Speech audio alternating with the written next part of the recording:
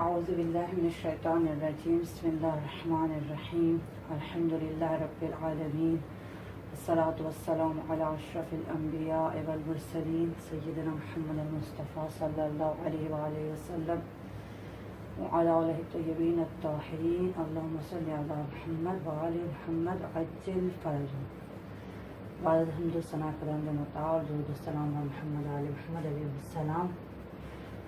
آج کا ہمارا موضوع ہے جبیرہ وضو۔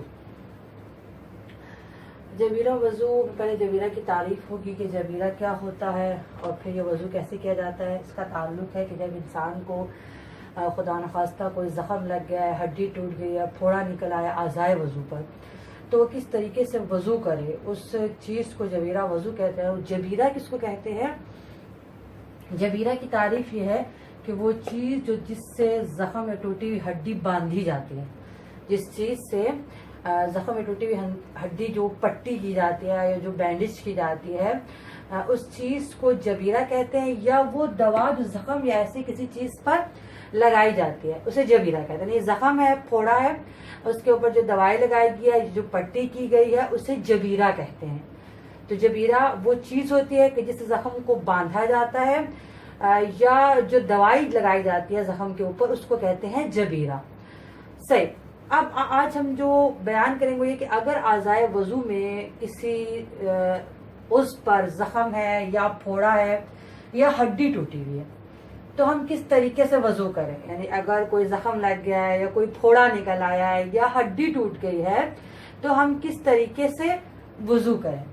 تو اس مسئلے کو بیان کرنے کے لیے سب سے پہلے ہم تقسیم کریں گے کہ اگر اعضائے وضو میں کسی عضو پر زخم یا پھوڑا یا ہڈی ٹوٹی ہوئی ہے، اس کو ہم تقسیم کریں گے دو حصوں میں۔ اگر اس کا منہ کھلا ہوا ہے، یعنی کہ زخم کا منہ کھلا ہوا ہے، پر کوئی پٹی نہیں بندھی ہوئی، اس کا منہ کھلا ہوا ہے زخم کا، صحیح۔ اور اگر اس کا منہ بند ہے، منہ بند ہے کیا مطلب ہے؟ اگر اس کو بینڈیج کیا ہوا ہے، پٹی زخم پر، پھوڑے پر یا ہڈی پر پٹی باندھی ہوئی ہے، تو دو طریقے کے زخم ہوں گے، دو طرح کے زخم ہوں گے، یا پھوڑا یا ہڈی دو طرح کا ہو گیا۔ ایک جب اس کا منہ کھلا ہوا ہو، کھلا ہوا ہے منہ، اور جب اس کا منہ بند ہو، یعنی زخم یا پھوڑے کا منہ جب کھلا ہو اس کا حکم الگ ہے، اور جب اس کا منہ بند ہو اس کا حکم الگ ہے، صحیح۔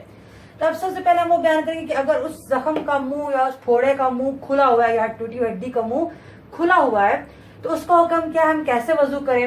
تو اس کے بھی دو طرح سے جواب ہے۔ اگر پانی اس کے لیے نقصان دہ نہ ہو، ٹھیک ہے، زخم ہے، پھوڑا ہے اور منہ بھی کھلا ہوا ہے، لیکن وہ ایسا زخم ہے کہ جس کے لیے پانی کوئی نقصان دہ نہیں ہے، صحیح۔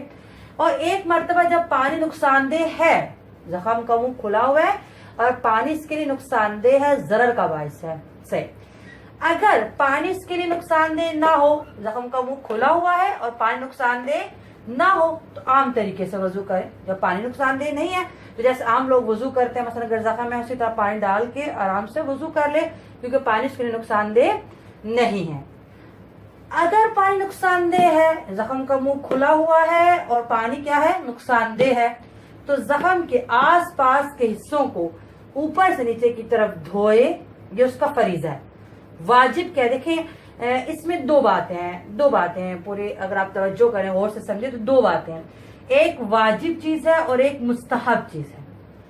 اگر زخم کا منہ کھلا ہے اور پانی نقصان دہ ہے تو واجب اتنا سا ہے کہ اس کے اطراف کو دھو لے جائے۔ مثلا یہاں پر اگر زخم ہے، جہاں پر زخم ہے، صحیح، اب مجھ پہ واجب کیا، منہ کھلا ہوا ہے، پانی نقصان دہ ہے، پانی اس کے لیے نقصان دہ ہے، اس کا منہ بھی کھلا ہوا ہے، مجھ پہ واجب ہے کہ میں اس کے اطراف کو دھو لوں، پانی لوں اور اس کے اطراف کو دھو لوں، اس کی جو سائڈز ہیں، آس پاس کے حصے ہیں، پانی لوں، اور ضروری نہیں کہ ایک ہی مرتبہ پانی، ہم بار بار پانی لے سکتے ہیں، پانی لیا اور اس کے اطراف کو دھو لیا، میرا واجب ادا ہو گیا، میرا وضو صحیح۔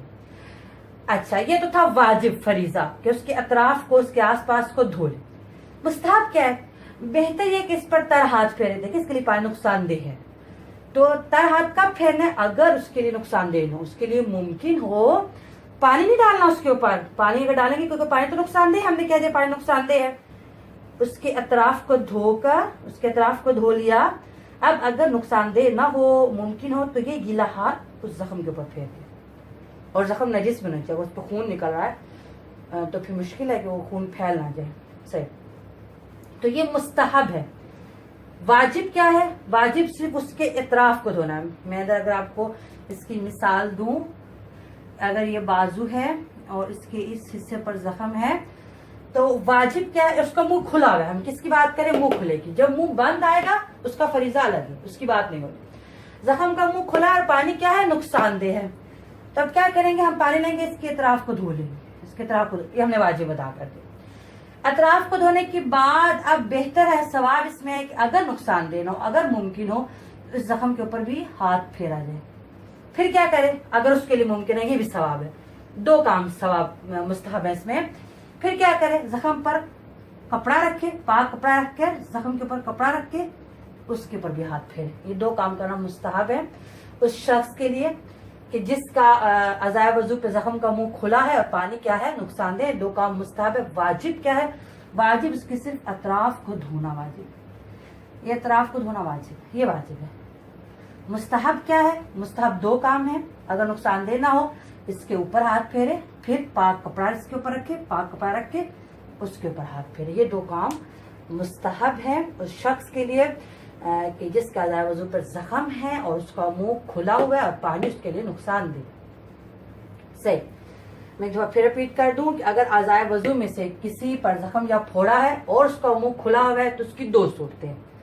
अगर पानी उसके लिए नुकसानदेह ना हो और अगर पानी उसके लिए नुकसानदेह हो। अगर जख्म का मुंह खुला है, अभी हम उसकी बात नहीं करें कि जब जख्म का मुंह बंद है, क्योंकि इसका हुक्म अलग है। जब जख्म का मुंह बंद है, कोई पट्टी है, कुछ उसको बैंडेज किया हुआ है, उसकी बात नहीं हो रही।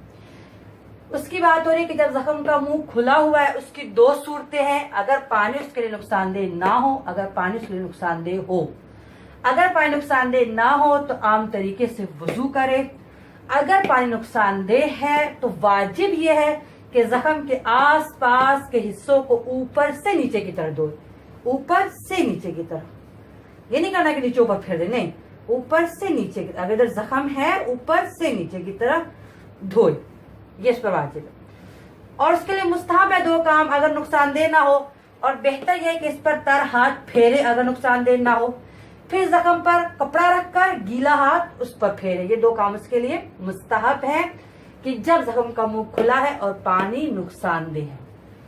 अगर जख्म मसे की जगह पर है, उसका मुंह खुला है, सर के सामने वाले हिस्से पर जख्म है, पांव के ऊपर वाले हिस्से पर जख्म है, उसका मुंह खुला हुआ है और पानी क्या है, नुकसानदेह है। फिर क्या करेंगे, तयम्मुम करेंगे। अगर जख्म का मुंह खुला है और पानी नुकसानदेह है, सही, और वो मस्से की जगह पर है, सर के सामने वाले हिस्से में या पांव के ऊपर वाले हिस्से पर, मस्से की जगह पर है, जख्म का मुंह खुला हुआ है, पानी उसके लिए नुकसानदेह है, तो अब उसने तयम्मुम करना। इस पर वाजिब है कि क्या करे, तयम्मुम करे। सही। अगर टूटी हुई हड्डी है और मुंह खुला हुआ है, मसलन बाजू की हड्डी टूट गई, उसको मुंह खुला हुआ, उस पर पट्टी नहीं बंधी हुई, उसको कुछ बैंडेज नहीं किया हुआ, हड्डी टूटी है और मुंह खुला हुआ है, तो भी क्या वाजिब है, तयम्मुम।